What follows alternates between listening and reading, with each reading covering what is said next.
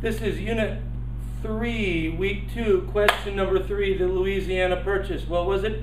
A giant land deal. It goes back to in 1800, Spain owned Louisiana. So you have, Spanish royal flag. Then French come along, French acquire the land.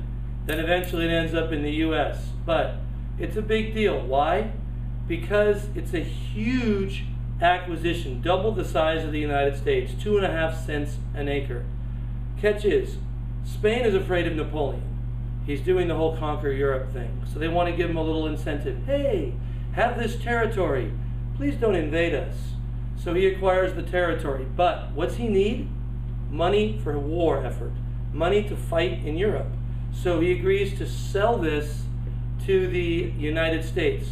The United States is going to buy only one thing. The right of deposit. The Mississippi River divides the United States from the Louisiana Territory. We want the ability to use the Louisiana River, at least going south, because there's no motors to go back up yet with steam engines, to send farm goods down to New Orleans. But when New Orleans is wholly in what was Spanish, now French territory. So Jefferson sends 3 guys to meet with the foreign minister for Napoleon and offer $5 million to buy the right to leave farm goods in New Orleans. Up to $10 million. But don't offer that first. Or to buy the city of New Orleans, which of course would include the right to leave your goods on the banks. Napoleon tosses a counter. How about 15 mil for the whole thing? They agreed to purchase it, but they're not clear because they don't have authorization from Jefferson. They come back, and of course a treaty signed by the James Monroe and Robert Livingston doesn't have, even if it's presidential authority, isn't law in the United States. No foreign treaties are law until the Senate ratifies it.